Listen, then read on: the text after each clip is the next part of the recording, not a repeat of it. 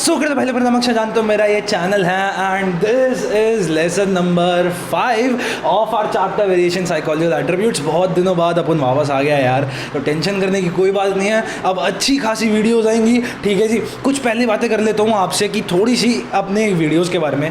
पहली बात तो यार ये मेरे ख्याल से आखिरी रिकॉर्डेड वीडियो मैं कर रहा हूँ, उसके बाद मैं कोशिश करूँगा कि मैं लाइव जाऊँ, ठीक है। मैं चाहता हूँ कि लाइव जाऊँ क्योंकि ना वीडियोज़ को एडिट करने में, प्रोसेस करने में, अब मेरे को कैमरे से फुटेज निकालनी, माइक से ऑडियो निकालनी, दोनों को एक साथ मर्ज करना, एडिट करते जाना, that takes a lot of time and efforts, जो कि मैं रिड्यूस करना चाहता हूँ। हाउएवर मैं चाहता हूँ कि ज़्यादा टाइम मैं आपको पढ़ाने में लगाऊँ, इसलिए मैं सोच रहा था कि लाइव क्लास करूँ and live class will be recorded. अगर आप लोग सोच रहे हो कि लाइव जो एक बार देख लिया वो वापस नहीं आएगा, नहीं, it will be recorded on YouTube. तो अगर आप चाहते हो कि यार मैं लाइव करूँ या आप समझ रहे हो मेरी बात, तो कृपया नीचे कमेंट्स में जल्दी से बताओ।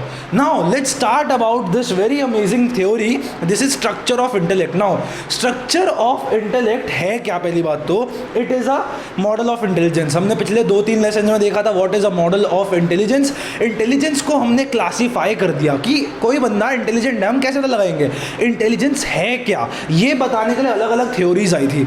उनमें से ये एक ऐसी थ्योरी है जो कि है सबसे ड्रेडेड क्यों भाई साहब? क्योंकि इससे सबके डर लगता है यार। एक बार मैं चेक कर लूँ, हाँ, सबको इससे डर लगता है यार, क्योंकि मेरे को तक डर लगता था। क्योंकि है क्या ये, व्हाट इज दिस? कुछ समझ आ रहा है? बिल्कुल समझ नहीं आ रहा, लेकिन आज हम एकदम तसल्ली से समझेंगे। थोड़ा सा टाइम ज़्यादा लग सकता है, लेकिन अगर आपने नहीं समझा आप रट्टे तक नहीं लगा पाओगे इसके, और कहाँ से रट्टे लगाने हैं वो भी मैं बता दूंगा, राइट। तो बिना किसी देर के चलो शुरू करते हैं। सबसे पहली बात तो हु गेव दिस थ्योरी, तो एक ही नाम आता है जो कि आपको याद रखना है, and this name is very confusing for a very big reason कि इसके आगे आएगी एक theory which is called as sparse model. उसमें एक सिमिलर नाम होगा, नाम समझ लो JP Guilford, very important, JP Guilford. PASS model में एक इंसान आएगा जो कि इंडियन है, दैट इज जेपी दास। तो आपको दोनों नाम को मिक्स नहीं करना, ये जेपी गिलफोर्ड है। इन्होंने दिया स्ट्रक्चर ऑफ इंटेलेक्ट। पहली बात तो स्ट्रक्चर ऑफ इंटेलेक्ट, इंटेलेक्ट क्या है? इंटेलिजेंस, उसका एक स्ट्रक्चर बता दिया इन्होंने। अब आप इस क्यूब को ध्यान से देखो, क्या लग रही है? ये अजीब सी रूबिक्स क्यूब लग रही है ना। इसमें आपको क्या दिख रहा है? छोटे छोटे आपके पास सेल्स है, राइट। आपके पास छोटे छोटे, ये देखो, ये सेल्स है। एक चीज़ आपने और देखी होगी, मैंने इसमें रोज और कॉलम्स बनाए हैं, राइट। ये देखिए आपके पास 6 रोज हैं, 5 कॉलम्स हैं, राइट। ऐसे ऐसे मैंने बनाया है इसमें। ये बेसिकली है क्या? ये आपकी पूरी इंटेलिजेंस है, ये आपकी पूरी इंटेलिजेंस है इस एक छोटे से डब्बे के अंदर, जिसके अंदर टोटल 180 सेल है। भैया ये क्या है? ये कौन सी मैथ्स आ गई जो हमने आज तक ज़िंदगी में नहीं पढ़ी है? उसको समझने का तरीका आप ये समझो कि जेपी गिलफोर्ड साहब ने कहा यार देखो, तुम लोग जो भी काम करते हो जो कि है इंटेलिजेंस का, वो क्या है? वो एक इंटेलेक्चुअल ट्रेट है। What is a trait? It is a खूबी, इट इज़ अ खूबी इनसाइड अस। फॉर एग्जाम्पल, अगर मैं मान लो आपको पढ़ा रहा हूँ तो ये मेरी इंटेलिजेंस है, ठीक है। उन्होंने कहा ये कोई भी एक इंटेलिजेंट काम करने के लिए which is a intellectual trait, and my intellectual trait is that I am teaching you. उसके अंदर 3 कंपोनेंट्स होते हैं। बोले तो जैसे कि इंसान की बॉडी के अंदर 3 कंपोनेंट्स क्या? Digestive system, respiratory system, excretory system, और भी बहुत है। सपोज ये है, सिंपली उन्होंने कहा कि इसके भी 3 कंपोनेंट्स हैं।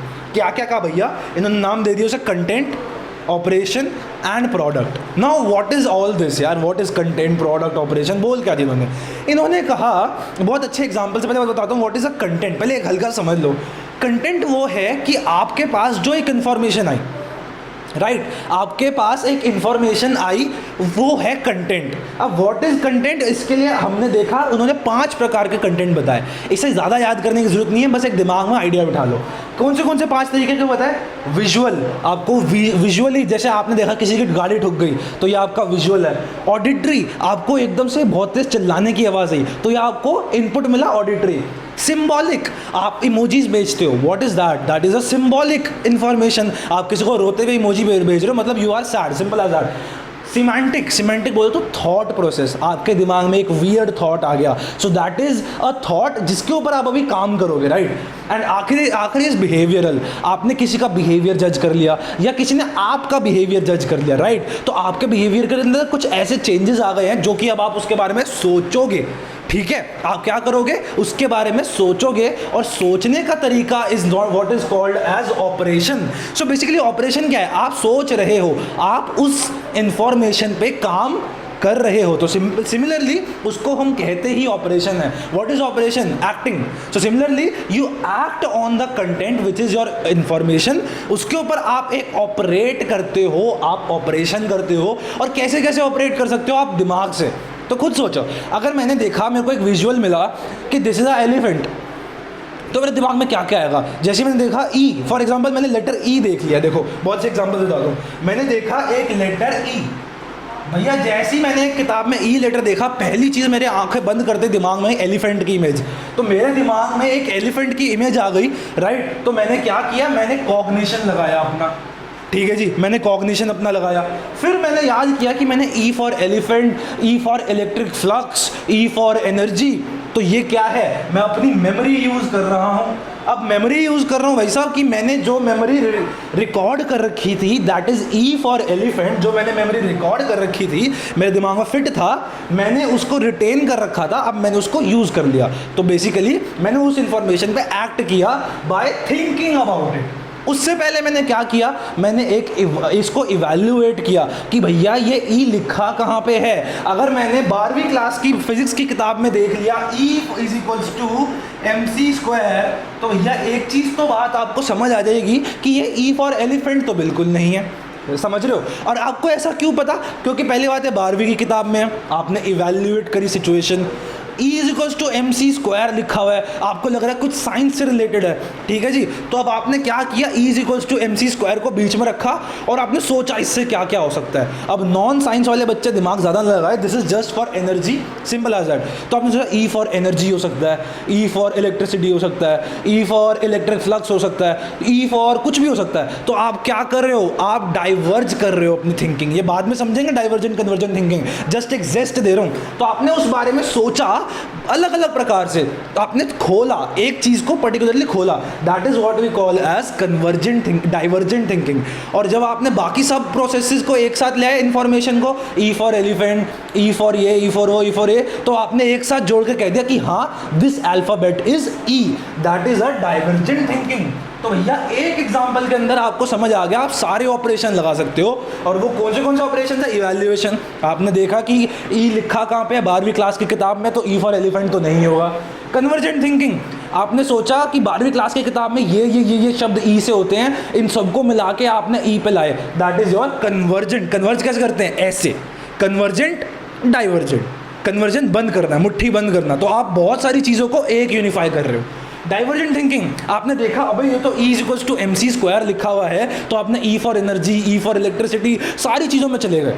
ठीक है. तो आपने डाइवर्ज किया, एक थॉट को बड़ा किया और उसके बारे में सोचा, दैट इज डाइवर्जेंट थिंकिंग. आखिर में आपने अपनी मेमोरी लगाई, आपने सोचा मैंने E फॉर और क्या क्या पढ़ा था भैया एक्सेप्ट एलिफेंट, तो आपने अपनी मेमोरी लगाई. ठीक है. उसके बाद जब आपको समझ आ गया कि this is E is equals to mc², this is Einstein's equation, this is Einstein's equation, तो आपने दिमाग में स्टोर कर लिया, आपने मेमोरी में रिकॉर्ड कर लिया कि E is equals to mc² is Einstein's equation about energy. ठीक है जी. अब मैं इसको समझाऊंगा तो ऑब्वियसली, और जब आपने उसको दिमाग में रिकॉर्ड किया, उसके बाद आपने इसको याद किया, E is equals to mc², E is equals to mc², तो आपने उसी को रिटेन भी कर लिया, मेमोरी को रिटेंशन भी कर ली. सो आपने आखिर में जब आपने दोबारा किसी ने आपसे पूछा भाई E इज इक्वल्स टू, तो आपने बोल दिया mc², तो आपने अपनी कॉग्निशन लगा ली. बहुत बढ़िया. एंड इस हिसाब से आपने अपने सारे ऑपरेशंस लगा लिए. ऑलराइट. तो अभी तक हम पढ़ चुके हैं भाई साहब, कंटेंट हुआ, आपने इन्फॉर्मेशन गेन करी अलग अलग प्रकार से, आपने उसके ऊपर अपने ऑपरेशंस लगा दिए. अब जब आपने ऑपरेशन लगा लिए तो उसके बाद आपको एक प्रोडक्ट मिलेगा, है ना. आपने किसी चीज़ के बारे में सोचा और उसके बाद एक कंक्लूजन निकाला, और वो क्या कंक्लूजन हो सकता है? वो अलग अलग प्रकार के प्रोडक्ट्स हो सकते हैं. और वो प्रोडक्ट्स क्या क्या हो सकते हैं? Units, classes, relation, system, transformation, implication. समझाता हूँ. आपने किसी चीज़ के बारे में सोचा, for example E is equals to mc², याद है हमने अभी देखा था, और ये आपने देखा ये आइंस्टाइन की इक्वेशन है. तो भाई साहब आपने इसको, सबसे पहले बात तो इसकी यूनिट्स देखी. ठीक है. आपने इसको एक यूनिट में डाल दिया कि हाँ भैया this is a equation, this is a scientific formula. तो आपने इसकी एक यूनिट निकाल ली कि हाँ ये एक यूनिट का पार्ट है. दूसरी बात, इसको आपने क्लासेस, आपने इसको क्लासीफाई कर लिया. आपने क्या क्लासीफाई कर लिया ऐसे कि भैया this is found in class 12th, this is found in class 12th, और दिस इज अ साइंस का formula, this is given by Einstein, right. ये आपने इसके बारे में क्लासीफाई कर लिया इसको, तो आपने क्लासेस में प्रोडक्ट निकाल लिया।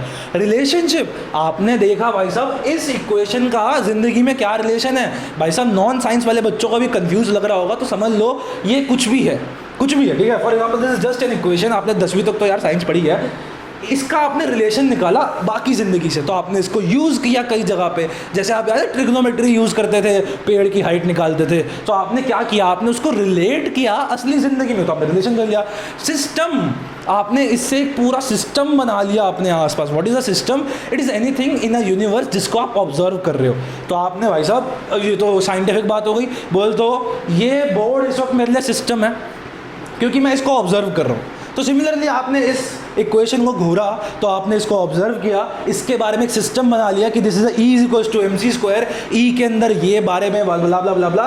ट्रांसफॉर्मेशन, ट्रांसफॉर्मेशन का मतलब ये है आपने इस इक्वेशन को ट्रांसफॉर्म कर दिया, आपने इसकी यूनिट्स बदल दी, मास को ले लिया केजी में, मिलीग्राम में, ठीक है जी। स्पीड ऑफ लाइट को किलोमीटर में पर आवर में ले लिया रादर देन मीटर पर सेकंड में, एनर्जी को जूल वगैरह किसी में भी निकाल लिया, ठीक है। आपने इसकी यूनिट्स वगैरह कन्वर्ट कर दिया, आपने इसको ट्रांसफॉर्म कर दिया। इम्प्लीकेशन, आपने इसको इम्प्लाई किया, आपने इसको यूज़ किया।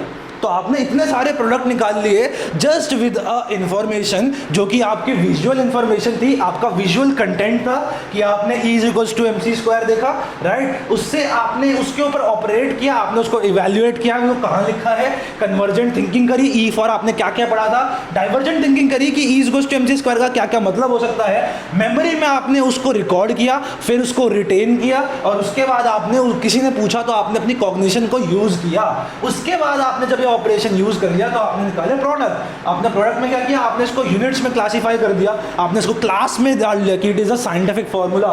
इसका रिलेशन देखा आपने अलग अलग थ्योरीज से, आपने एक सिस्टम बना लिया कि हाँ E is equals to mc² एक ऐसी चीज है जो आइंस्टाइन ने दी थी। आपने एक सिस्टम बना लिया कि हाँ this is a scientific formula, ऐसे ऐसे ऐसे काम करता है। ट्रांसफॉर्मेशन, आपने इसकी यूनिट्स वगैरह बदल दी भाई साहब, आपने इसमें जूल्स वगैरह पुट कर दिया, उल्टा सीधा यूनिट्स लगा दी, मास को केजी की जगह उसमें ले लिया, ग्राम में, मिलीग्राम में, तो आपने इसको ट्रांसफॉर्म कर दिया। आखिर में इम्प्लाई, आपने इसको अपनी असल जिंदगी में यूज कर लिया।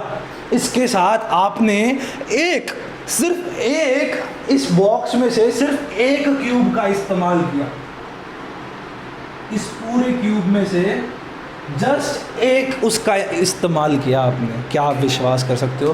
तो जेपी गिलफोर्ड साहब का कहना ही यही था कि भाई साहब हमारी इतनी ज़्यादा कॉम्प्लेक्स होती है इंटेलिजेंस कि उन्होंने कहा कि 6 रोज 5 कॉलम्स और अगेन 6, इसको मैं बताने क्या कहूँगा, 6 × 5 × 6 यानी टोटल 180 सेल्स। ये देख रहे 1 2 3 4 टोटल ही सेट देयर आर 180 सेल्स, यानी 180 प्रकार के आपके पास इंटेलेक्चुअल ट्रेट्स हो सकते हैं, 180 प्रकार के, और हर एक का एक अलग मतलब है। किसी इंटेलेक्चुअल ट्रेट के अंदर हो सकता है कि आपके पास विजुअल इंफॉर्मेशन आई हो, ठीक है, आपने उसको इवैल्यूएट किया और उसके बाद आपने उसका रिलेशन निकाल लिया, ठीक है, एक सबका यूज कर लिया, तो आपको एक पर्टिकुलर प्रकार का इंटेलेक्चुअल ट्रेट मिल जाएगा भाई साहब। कैसे? विजुअल इन्फॉर्मेशन आई, हाथी देख लिया, आपने उसको एवेल्युएट किया कि भाई साहब उसका एक दांत टूटा हुआ है, उसका रिलेशन आपने क्या निकाल लिया कि भाई साहब ये तो गणेश जी का भी एक दांत टूटा हुआ था। तो ये आपने अपना सिर्फ एक only one intellectual trait use कर लिया। ऐसे 180 ट्रेट यूज़ कर सकते हो। So this is how complex this is. याद कैसे करना है? 3 चीज़ें, intellectual trait, content, operation, product, simple as that. Model of intellect किसने दिया? जेपी गिलफोर्ड साहब ने। एक चीज़ ये इन्फॉर्मेशन बहुत इंपॉर्टेंट है कि कंटेंट कितने होते हैं? 5 होते हैं, ठीक है जी। प्रोडक्ट कितने होते हैं? 6 होते हैं, और ऑपरेशन भी 6 होते हैं। मेमोरी वाले के भी 2 हैं, तो 1 2 3 4 5 एंड 6, तो टोटल 6 5 6 6 × 5 × 6 180 सेल्स बनते हैं इसके अंदर, ठीक है जी। और आखिर में आपको बस समझ आना चाहिए, आपको ये सब इतना ज़्यादा याद करने की ज़रूरत है नहीं कि कौन सी चीज़ से क्या होता है, इतने क्वेश्चन नहीं आते। Basically this is a very complex theory, इसमें आपको थोड़ा टाइम लगाना पड़ेगा। वीडियो को दोबारा देखो, ध्यान से देखो, ध्यान से समझो, तभी आपको समझ आएगी, क्योंकि ये थोड़ी सी आउट ऑफ दिमाग जाने वाली चीज़ है, थोड़ी हाई लेवल है। तो इसके साथ यार मैं चाहता हूँ कि आप लोग इसको रिवाइज ज़रूर करो यार, और हमारी वीडियोज़ को फॉलो करते रहो। पूरा एक लेक्चर ले गई ये अकेली थ्योरी। नेक्स्ट पार्ट में मिलेंगे हम अगली थ्योरी के साथ, जो कि ज़्यादा आसान है, जो कि हमें दी थी हार्वर्ड गार्डनर साहब ने, और वो थी स्ट्रक्चर ऑफ इंटेलेक्ट की जगह थ्योरी ऑफ मल्टीपल इंटेलिजेंस, जो कि मेरी फेवरेट है, लिल्ली से मन भर के। This is a mnemonic. Let's see how will do it. जय हिंद, जय भारत।